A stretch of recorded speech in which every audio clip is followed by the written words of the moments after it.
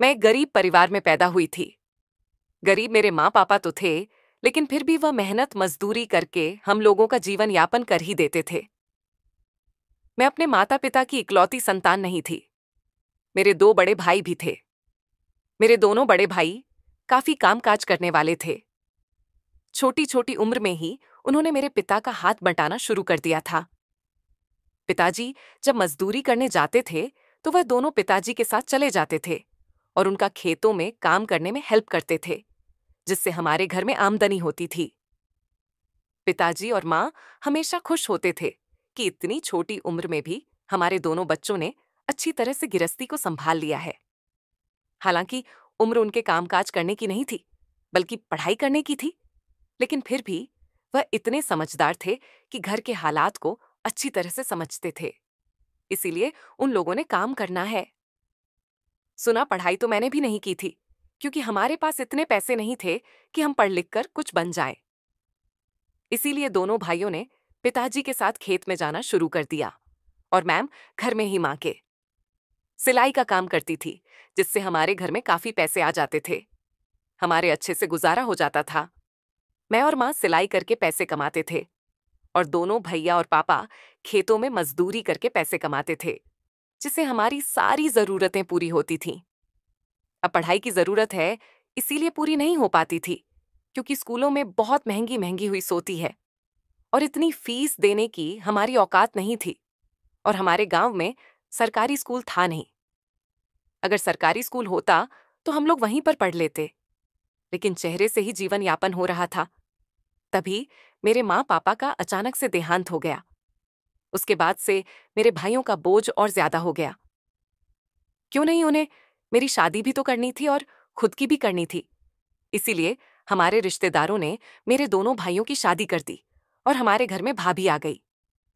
भाभी आने से कुछ 15 से 20 दिन तो हमारे घर में खुशियां रही, लेकिन उसके बाद से वह मेरे साथ झगड़ने लगी और कहने लगी कि इससे इसे ससुराल भेज दो, वरना हम लोग यहाँ पर नहीं रहेंगे। उन लोगों ने ना जाने मेरे भैया को क्या पट्टी पढ़ाई की। मेरे भाइयों का सारा रुतबा ही अलग हो गया।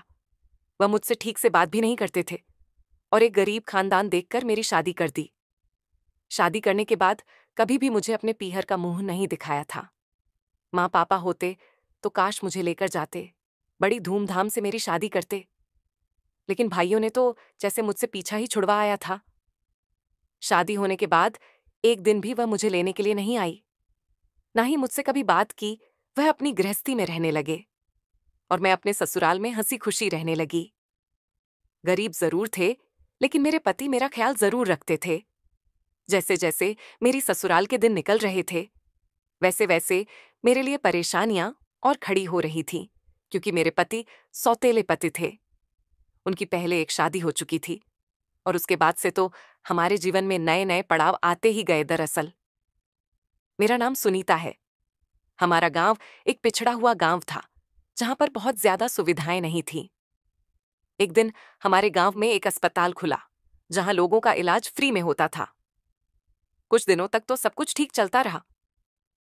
फिर उस पर अस्पताल के बारे में खबर फैलने लगी कि जो भी कुंवारी लड़की अपना इलाज कराने वहां जाती है, वह 10वें दिन प्रेग्नेंट हो जाती है।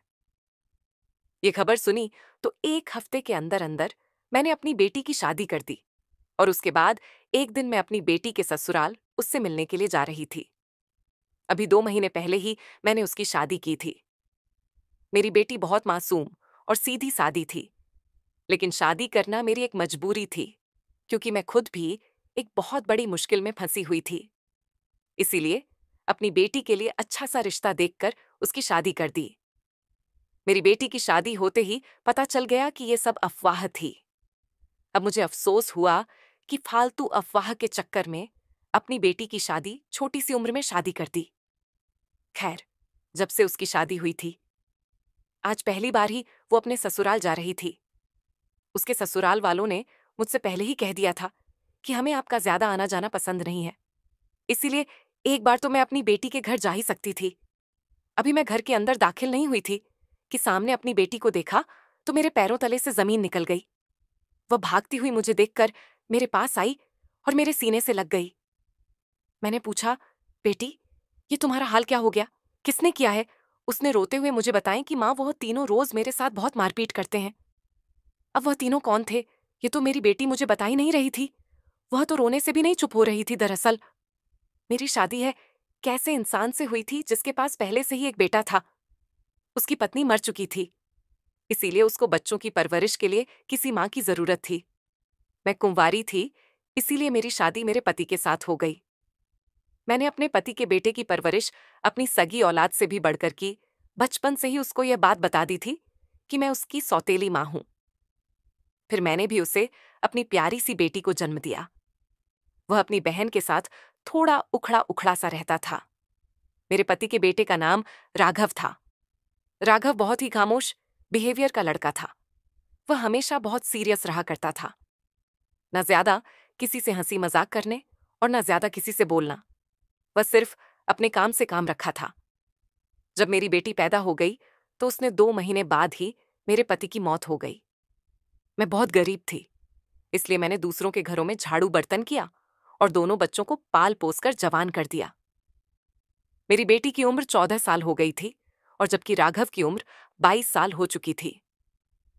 मेरी बेटी शादी के 4 साल बाद पैदा हुई थी, लेकिन उसके बाद मेरी कोई औलाद नहीं हुई। राघव पढ़ाई कर रहा था। राघव के पिता की पहले से ही ख्वाहिश थी कि उनका बेटा पढ़ लिख कर किसी काबिल बन जाए, इसीलिए राघव हमेशा अपनी पढ़ाई में ही बिजी रहता था।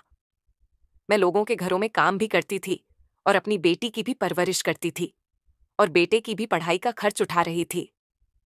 राघव का बिहेवियर मेरे साथ बहुत सिंपल सा रहता था। मैंने उसे कभी भी खुलकर हंसते हुए नहीं देखा था। पति की ख्वाहिश थी कि उनका बेटा राघव पर लेकर किसी का बिल बन जाए, इसीलिए मैंने उनके सपने को पूरा करने की अपनी तरफ से बहुत कोशिश की। बेटी को भी मैंने थोड़ा बहुत ही पढ़ा पाई थी, क्योंकि अब मेरी उम्र होने लगी थी और मुझे लोगों के घरों में काम अब ज्यादा नहीं होते थे। 20 साल की उम्र में ही राघव ने हमारे गांव के बच्चों को ट्यूशन पढ़ाना शुरू कर दिया था। वह लोगों के घरों में जाकर उनके बच्चों को ट्यूशन पढ़ाता था, जिससे उसको थोड़े बहुत पैसे मिल जाते थे और का घर का खर्चा भी रहता था। राघव अपनी बहन से बहुत कम बात करता था। हम दोनों माँ बेटी घर में अकेले ही रहते थे।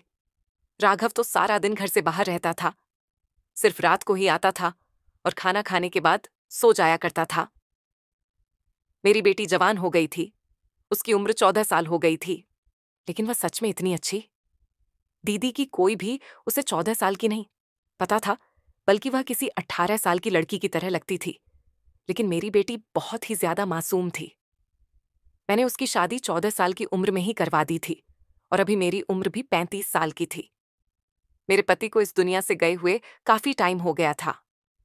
अब मैंने लोगों के घरों का काम भी करना बंद कर दिया था, क्योंकि घर का सारा राशन राघव लाकर देता था।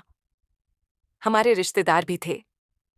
मेरे पति के मरने के बाद मेरे पति के भाई और उनके पिता का कहना था कि बच्चों को हमारे हवाले कर दो और तुम दूसरी शादी कर लो। लेकिन मैंने उनकी एक नहीं सुनी, क्योंकि मुझे अपने बच्चों की परवरिश करनी थी। मैं जब लोगों के घरों में काम करने जाती थी तो मेरे ससुराल वालों ने कहा कि तुम हमारा नाम बदनाम कर रही हो। तुम्हारे पति ने मरते हुए कहा था कि अगर मैं इस दुनिया से चला जाऊं तो मेरी पत्नी की दूसरी शादी करवा देना, क्योंकि मेरे पति बहुत बीमार रहने लगे थे।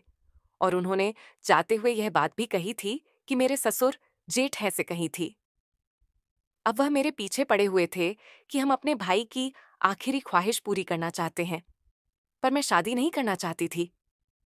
जब मेरे पति की मौत हुई थी तो मेरी बेटी 2 महीने की थी और राघव 7 साल का था। इतनी छोटी उम्र के बच्चों को मैं दूसरों के भरोसे कैसे छोड़ सकती थी। मैं अपने बच्चों की परवरिश करना चाहती थी। माना कि उस टाइम मेरी शादी की उम्र थी, लेकिन एक माँ होकर जिस तरह से मैं उन बच्चों की परवरिश कर सकती थी, ऐसी परवरिश उनकी कोई नहीं करता। मैं शादी नहीं करना चाहती थी, बल्कि अपने बच्चों के साथ ही जिंदगी गुजारना चाहती थी। पर वो लोग मेरे पूरी तरह से पीछे पड़े हुए थे, क्योंकि उनके साथ हमारा हिस्सा भी था। उन्होंने कहा कि अगर तुम बात नहीं मानोगे तो हम तुम्हें तुम्हारा हिस्सा नहीं देंगे, लेकिन मेरा हिस्सा नहीं। पर राघव का तो हिसाब बनता था, क्योंकि राघव अपने पिता का बेटा था। मैं आवाज भी नहीं उठा सकती थी, क्योंकि मेरा साथ देने वाला कोई नहीं था। दोनों बच्चे छोटे थे। ऐसी हालत में मैं उनको लेकर कहाँ जाती। फिर जैसे तैसे मैं उस घर से निकल गई और एक किराए के घर में चली गई, जहां जाकर मैंने अपना गुजारा बसर कर लिया और लोगों के घरों में काम करने अपने बच्चों को जवान कर दिया। मैंने अपने पति की संपत्ति को छोड़ दिया था क्योंकि मैं शादी नहीं करना चाहती थी। अब जब गौरव जवान हो गया तो उसने घर का खर्च उठाना शुरू कर दिया था। मेरी बेटी हमेशा खामोश रहती थी, तो ज्यादा किसी से बातें नहीं करती थी। वह अजीब सी थी और घर के बाहर भी नहीं निकलती थी। मैंने गौरव से कहकर उसकी ट्यूशन पढ़ने की काफी कोशिश की। उसे ट्यूशन पढ़ा तो उसे कुछ भी समझ में नहीं आता था। स्कूल में पढ़ाई में उसकी करवा नहीं सकती थी क्योंकि मेरे पास इतने पैसे नहीं थे मैं 2 बच्चों को पढ़ा पाती। इसीलिए मैंने सिर्फ बेटे को ही स्कूल की शिक्षा दी। मेरी बेटी दिमाग की इतनी ज्यादा कमजोर थी कि वह कुछ भी नहीं पढ़ता पाती थी। मैंने एक बार उसका सरकारी स्कूल में भी एडमिशन करवाया था, तो वहां के टीचर कहती थी कि आपकी बेटी की दिमागी हालत बाकी बच्चों से बहुत कमजोर है, अपनी बेटी का इलाज करवाइए। लेकिन मेरे पास जितने पैसे इतने पैसे कहाँ थे कि मैं अपनी बेटी का इलाज करा पाती। वैसे भी मेरी बेटी का सिर्फ दिमाग कमजोर था, वह पागल थोड़ी थी जो मैं उसका इलाज करवाते। मैंने बड़ी मुश्किल से अपने घर को चलाया था, उस पर घर का किराया भी देना था। मुझे अपने पति के घर के हिस्से की बहुत ज्यादा जरूरत थी क्योंकि वह मेरे काम आता था, जो मेरे पति का था। उसे उनके भाई और पिता ने मुझे नहीं दिया फिलहाल। दिन इसी तरह से गुजरते गए और मैं परेशानी पर यह हालात धीरे धीरे खत्म हो गई। फिर मुझे लोगों ने राय दी कि तुम अपनी बेटी की शादी जल्दी से जल्दी कर दो। मेरी बेटी 14 साल की थी। मुझे हमेशा उसकी फिक्र लगी रहती थी क्योंकि इस तरह से मेरी बेटी का खर्चा उठाने के लिए कोई भी नहीं आ जाएगा। मेरा बेटा तो अपने खर्चे उठा लिया करता था, लेकिन उस बेचारी कितनी कमाई भी नहीं थी कि वो भी जैसे तैसे अपना खर्चा और घर का खर्चा उठा रहा था। मुझे यह बात ठीक लगी थी कि मुझे अपनी बेटी की शादी कर देनी चाहिए और मैंने अपनी बेटी के लिए बहुत जल्दी एक रिश्ता तलाश कर लिया। मुझे मेरी बेटी के लिए ऐसा घर चाहिए था जिस घर में सास और ननद, जेठानी भाभी कोई भी किसी का चक्कर ना हो, क्योंकि मेरी बेटी बहुत मासूम थी और मैं नहीं चाहती थी कि वह मामलात में पड़ जाए। ससुराल में काफी ज्यादा सियासत होती थी, बल्कि जो सियासत खानदान में होती थी वह तो देश में भी नहीं होती। मैंने एक रिश्ता तलाश कर लिया। लड़का मेरी बेटी की तरह ही कम उम्र का था और उसकी नौकरी भी अच्छी लगी हुई थी। लड़के के परिवार में लड़के के अलावा उसका पिता रहता था और कोई नहीं रहता था। उनके घर में किसी औरत की जरूरत थी जो घर के कामकाज संभाल सके। लड़के का पिता भी बहुत बुरा हो चुका था। उसको भी हमारे घर से ये रिश्ता बहुत पसंद आया था। उन्होंने कहा कि हमें भी किसी ऐसी लड़की की तलाश थी जो हमारे घर को अच्छे से संभाल सके और मेरे बेटे की उम्र की हो। बात पक्की हो गई और 15 दिन बाद ही शादी की। दी, मैंने अपनी बेटी को कहा कि अब तुम्हारी शादी करने वाली हूं। उसने कहा कि मां मुझे क्या करना होगा। मैंने उसे समझाया कि बस तुम अपने घर चली जाना। तुम्हारा वहां पर पति होगा, उसे ससुर होंगे और तुम्हारे पिता की जगह होंगे। वह तुम्हारे सर पर हाथ रखेंगे। हमेशा अपने ससुर की इज्जत करनी है और अपने ससुराल में अपनी इज्जत बनाए रखनी है।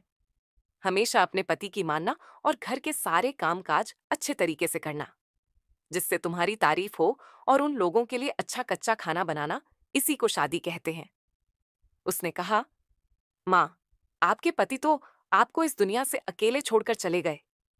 क्या शादी हो जाने के बाद मेरे पति भी छोड़कर चले जाएंगे? मैंने अपना सर पकड़ लिया कि मैं इस लड़की का क्या करूं। मैंने, नहीं बेटी, ऐसा नहीं होता। तुम हमेशा अपने पति की शांति की प्रार्थना करना हर समय अपनी जिंदगी। वह इस दुनिया से कभी भी नहीं जाएगा। इसीलिए तुम हमेशा अपनी और अपने पति की अच्छी जिंदगी के लिए ऊपर वाले से प्रार्थना करती रहना। फिर ऐसे ही मेरी बेटी की शादी हो गई। एक दिन जब मैं अपनी बेटी के ससुराल गई तो मैंने देखा कि वह जोर जोर से रो रही थी और मुझे देखते ही वह मेरे कलेजे से लग गई और रोने लग गई। मैंने पूछा कि आखिर क्या हो गया है, तो उसके साथ उसकी तरफ आंखें निकालने लगी और कहा कि अगर इन्हें कुछ भी बताया तो ठीक नहीं होगा। अब मेरा भी गुस्सा चरम सीमा पर पहुंच चुका था क्योंकि मैं बचपन से ही दुख देखती आ रही थी। अब मेरी बेटी के ऊपर अगर कोई आ जाए, ये मैं कभी भी बर्दाश्त नहीं कर सकती थी। इसीलिए मैंने अपनी बेटी से कहा कि जो भी है मुझे सच्चाई बताओ। तभी मेरी बेटी ने कहा कि जिस दिन से मैं शादी करके इस घर में आई हूं, इन लोगों ने तो मेरा जीना हराम कर दिया है। मुझसे ऐसे ऐसे काम करवाते हैं जो बिल्कुल घिनौने होते हैं। दरअसल हमारे गांव में जिस भी औरत के बच्चा नहीं होता है, उसके पति को मेरे साथ सुला देते हैं और मेरे पेट से उनके बच्चे को जन्म देकर उन्हें दे देते हैं और उसे पैसे कमाते हैं। न जाने कितनी औरतों की कोख मेरी वजह से इन लोगों ने भरवाई है और मुझे न जाने कैसे मर्दों के नीचे सुलाकर बेरहमी की है। मैं पूरी तरह से थक चुकी हूं, क्योंकि मेरी उम्र भी इतनी छोटी है और इतनी छोटी उम्र में मैं यह सब झेलती आ रही हूं। अगर कभी मेरी तबीयत खराब होती है और मैं मना कर देती हूं, तो यह लोग मेरे साथ मारपीट करने लग जाते हैं। अब यह सुनकर तो मेरे पैरों तले से जमीन ही खिसक गई। मुझे तो खुद पर दिखा रहा था कि मैंने अपनी बेटी को किस नरक में घसीट दिया। मैंने जल्दी से पुलिस को फोन लगाया और इन दरिंदों को पुलिस के हवाले कर दिया और अपनी बेटी को अपने साथ ले गई। वहां ले जाकर मैंने उसे अच्छी सी देखभाल की और उसका पालन पोषण किया। मेरी बेटी तो अभी शादी करने से भी डरने लगी थी। मैंने भी उसके फैसले का मान किया और उसे कहा कि तुम अपनी जिंदगी आजादी से जी। जिस दिन तुझे अपनी पसंद का जीवन साथी मिल जाए तो मुझे बता देना, मैं तुम्हारी शादी कर दूंगी। फिर इसी तरह हमारे दिन निकलते गए। एक रोज मैं सोच रही थी कि ना जाने कौन सी अफवाहों के चक्कर में आकर मैंने अपनी बेटी की छोटी सी उम्र में शादी कर दी और उसने क्या कुछ सहन नहीं किया। मैं कहीं ना कहीं यही सोच रही थी कि ना जाने मुझे कितना पाप लगेगा। भगवान सब कुछ देख रहा था। मैंने अपने हाथों से अपनी बेटी की जिंदगी खराब कर दी थी। मैं खुद उस दिन को कोस रही थी जिस दिन मैंने अपनी बेटी को ब्याह कर उसके ससुराल भेजा था। धन्यवाद।